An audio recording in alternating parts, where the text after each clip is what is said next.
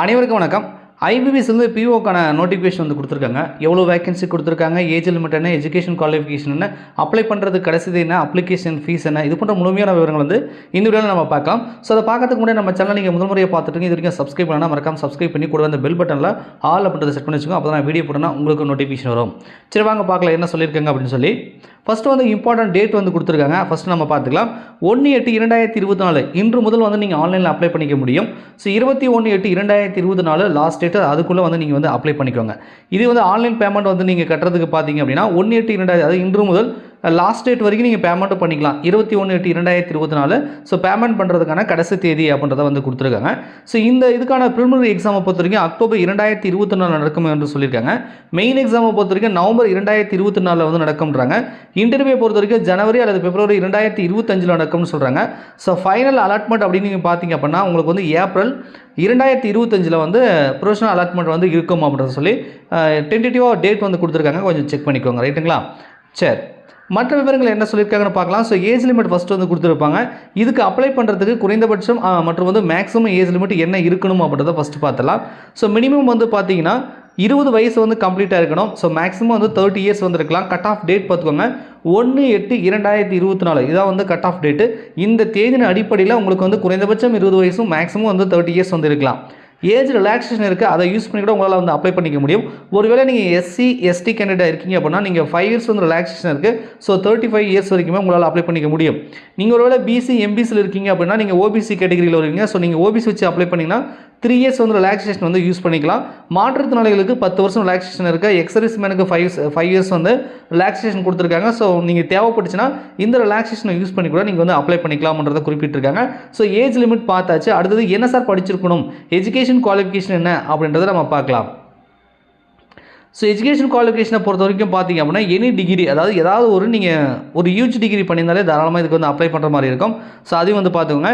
A degree graduate in any discipline அப்படின்னு சொல்லிட்டாங்க. So நீங்கள் டிகிரியில் ஏதாவது ஒரு டிகிரி வந்து நீங்கள் பண்ணியிருந்தீங்கன்னா தாராளமாக அப்ளை பண்ணலாம். இதுக்கான கட் ஆஃப் டேட் பார்த்துக்கோங்க 21/8/2024 அப்ளிகேஷனோட கடைசி தேதிக்குள்ளே உங்களுக்கு வந்து ரிசல்ட் வந்திருக்கணுன்றாங்க.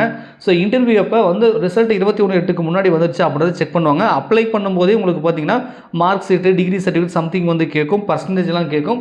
ஸோ அதனால் ரிசல்ட் வந்தவங்க அல்லது வந்து 21/8க்கு முன்னாடி வந்து ரிசல்ட் வந்துச்சுன்னா நீங்கள் வந்து அப்ளை பண்ண முடியும். ஸோ 21/8க்கு அப்புறமா உங்களுக்கு ஏதாவது ரிசல்ட் வருது அப்படின்னா ஸோ நீங்கள் வந்து அப்ளை பண்ண முடியாது அப்படின்றத குறிப்பிட்டிருக்காங்க. ஸோ இதான் வந்து கட் ஆஃப் டேட். ஏதாவது ஒரு டிகிரி முடிச்சுன்னா தாராளமாக இதுக்கு வந்து நீங்கள் வந்து அப்ளை பண்ணலாம் அப்படின்னு தெரிஞ்சுக்கோங்க. So age limit, education qualification பார்த்தாச்சு.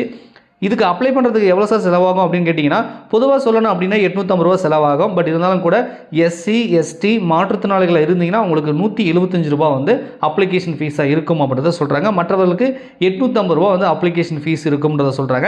எக்ஸாம் பேட்டர்னை பொறுத்த வரைக்கும் உங்களுக்கு ப்ரிலிமினரி எக்ஸாம், மெயின் எக்ஸாம், இன்டர்வியூன்னு 3 கேட்டகரியே இருக்கும். ப்ரிலிமினரி எக்ஸாமை பொறுத்த வரைக்கும் அப்ஜெக்டிவ் டைப்பில் உங்களுக்கு 100 கொஷின் 100 மார்க்ன்றதை கொடுத்துருக்காங்க. ஸோ எக்ஸாம் மீடியம் வந்து கொஷின் வந்து உங்களுக்கு இங்கிலீஷ் மற்றும் ஹிந்தி அதில் தான் இருக்கும். தமிழ் மீடியத்தில் கொஷின் வராதப்பா அதனால் தெரிஞ்சுக்கோங்க. ரைட்டா? ஸோ இங்கிலீஷ் மீடியம் ஸ்டூடெண்ட் இங்கிலீஷில் உங்களால் எக்ஸாம் அட்டன் பண்ண முடியும்னா பார்த்துக்கோங்க.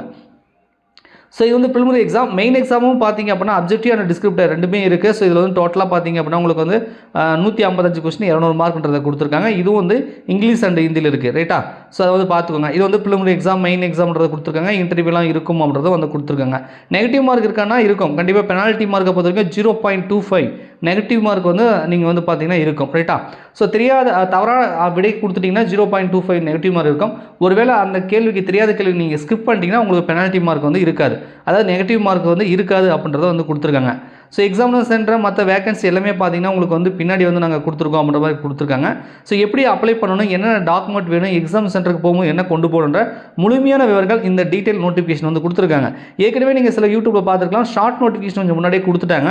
பட் நேற்று நைட்டு தான் வந்து பார்த்தீங்கன்னா நமக்கு வந்து முழுமையான டீட்டெயில் நோட்டிஃபிகேஷன் வந்து கொடுத்துருக்காங்க. ஸோ இன்றைக்கி தான் ஆன்லைன் அப்ளிகேஷன் வந்து ஸ்டார்ட் ஆகுது.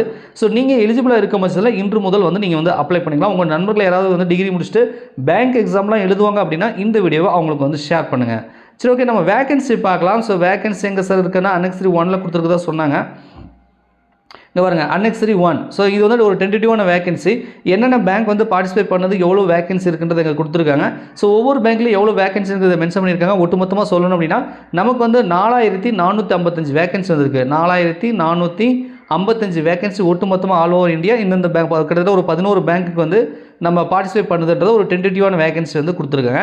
எக்ஸாம் சென்டரை பொறுத்த வரைக்கும் பார்த்தீங்கன்னா எங்கே இருக்கும் அப்படின்னா, நம்ம அப்ளை பண்ணுங்க அப்படின்னா நம்ம தமிழ்நாட்டை பொறுத்த வரைக்கும் பார்த்தீங்கன்னா முக்கியமான மேஜர் சிட்டிஸில் சென்னை, கோயம்புத்தூர், கடலூர், ஈரோடு, கரூர், கிருஷ்ணகிரி, மதுரை, நாகர்கோவில், கன்னியாகுமரி, புதுக்கோட்டை, ராமநாதபுரம், சேலம், தஞ்சாவூர், திருச்சிராப்பள்ளி, திருநெல்வேலி, வேலூர், விருதுநகரில் இருக்கும். ஸோ மெயின் எக்ஸாம் முக்கியமான சிட்டி மட்டும் சென்னை, மதுரை, சேலம், திருச்சிராப்பள்ளி, திருநெல்வேலி, வேலூர், விருதுநகரில். ஸோ முக்கியமான இடத்துல மட்டும் மெயின் எக்ஸாம் ஆகும். ப்ரிலிமினரி எக்ஸாம் கொஞ்சம் நிறைய சென்டர் வந்து கொடுத்துருப்பாங்க. ஸோ இந்த பேங்க் எக்ஸாம் அப்ளை பண்ணிங்கன்னா நீங்கள் தமிழகத்தில் நீங்கள் வந்து எழுதிக்கலாம். ஒன்றும் பிரச்சனை ஒன்றும் கிடையாது. ஸோ முக்கியமானவர்களை வந்து ஏற்கனவே சொல்லிட்டோம். Vacancy, age limit, education qualification, application ஃபீஸ்னா அப்ளை பண்ணுறதுக்கு என்னைக்கு கடைசி எக்ஸாம் சென்டர் வந்து எங்கே போட்டிருக்காங்க, so preliminary exam, main exam எப்படி இருக்குது, நெகட்டிவ் மார்க் என்ன அப்படின்ற முக்கியமான விவரங்கள் எல்லாமே நான் வந்து கொடுத்துட்டேன். மேற்கொண்டு உங்களுக்கு விவரங்கள் தேவைப்பட்டுச்சுன்னா இந்த நோட்டிஃபிகேஷன் டவுன்லோட் பண்ணி முழுமையாக படித்து பார்த்துட்டு நீங்கள் வந்து அப்ளை பண்ணுங்கள். அதுக்கு மேலே உங்களுக்கு ஏதாவது இந்த எக்ஸாம் சம்மந்தமாக உங்களுக்கு டவுட் இருந்துச்சுன்னா கமெண்ட்ஸில் கமெண்ட் பண்ணுங்கள். வீடியோ பிடிச்சினா மறக்காமல் லைக் பண்ணுங்கள். நன்றி, வணக்கம்.